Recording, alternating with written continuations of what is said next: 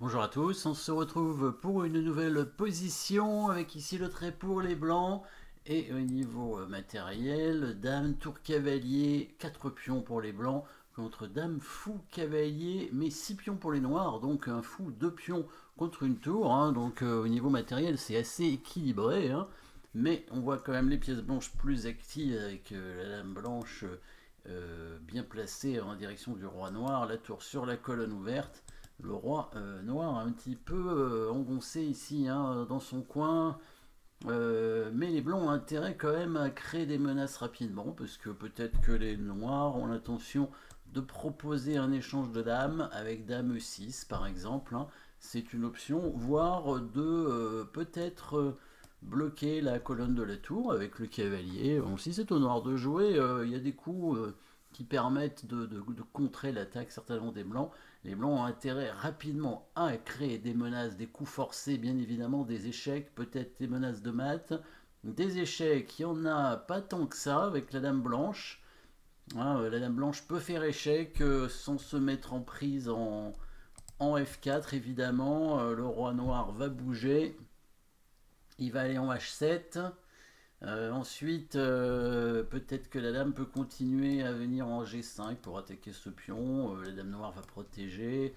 C'est une attaque, évidemment, hein, avec des pièces, mais pour l'instant, rien d'extraordinaire. Hein. On attaque un pion, les noirs le défendent, mais bon, il y a une activité, hein, évidemment, il y a une activité des pièces blanches, mais peut-être qu'on peut espérer mieux. Alors, il n'y a pas vraiment d'autres échecs avec la dame.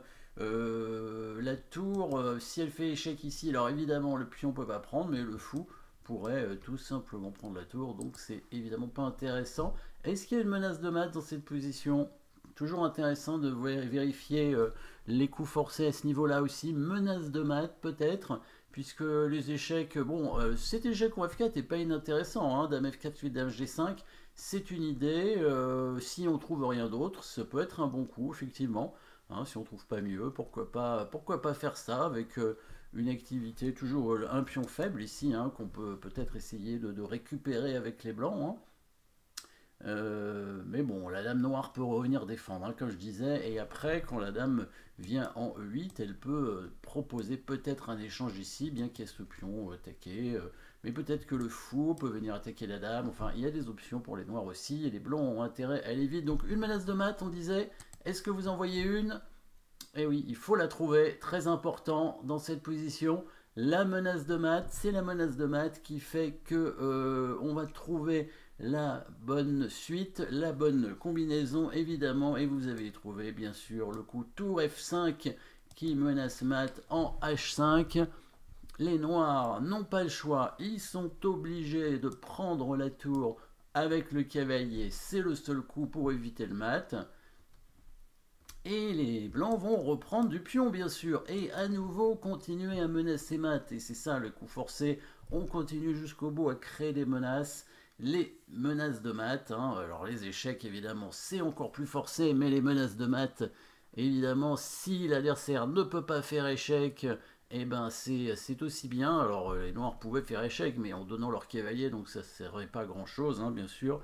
On va faire cavalier B3 ou cavalier E2. Dans les deux cas, le cavalier est en prise et de toute façon, il resterait la menace de mat après. Donc cavalier prend tour sur le coup, pion prend cavalier, menace mat de nouveau en G6. Et là, le seul coup, c'est roi H7 pour éviter le mat. Hein. Les noirs ne peuvent pas protéger cette case. Et quelle est la suite, évidemment? On continue sur la menace de mat. Alors, il y a des échecs maintenant intéressants dans cette position, mais il y a beaucoup mieux. Il y a la menace de mat cette fois qui va permettre aux blancs de gagner la dame et bien sûr la partie, et vous avez trouvé le coup de pion qui avance en F6, menaçant mat en G7, le fou est cloué, et le pion aussi, comme on l'a remarqué tout à l'heure, le pion E7 est cloué, donc si les noirs prennent le pion, ils perdent leur dame, et s'ils prennent pas le pion, ils sont mat, donc ils vont perdre évidemment la partie. Tour F5, un très bon coup. Hein, les blancs avaient tout prévu dans cette position, le coup tour F5, il n'y a pas le choix avec les noirs. À moins de donner la dame, on ne peut pas parer le mat autrement qu'en prenant la tour ici. Le pion prend le cavalier, renouvelle la menace de mat. Pareil, le roi est obligé de bouger en H7 pour éviter le mat. Et le pion avance avec un double clouage du fou.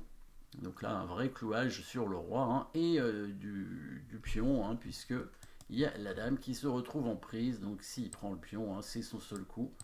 La dame prend la dame, évidemment. Les blancs vont gagner avec une dame de plus. Voilà, merci d'avoir suivi cette petite combinaison. N'oubliez pas de vous abonner et à très bientôt.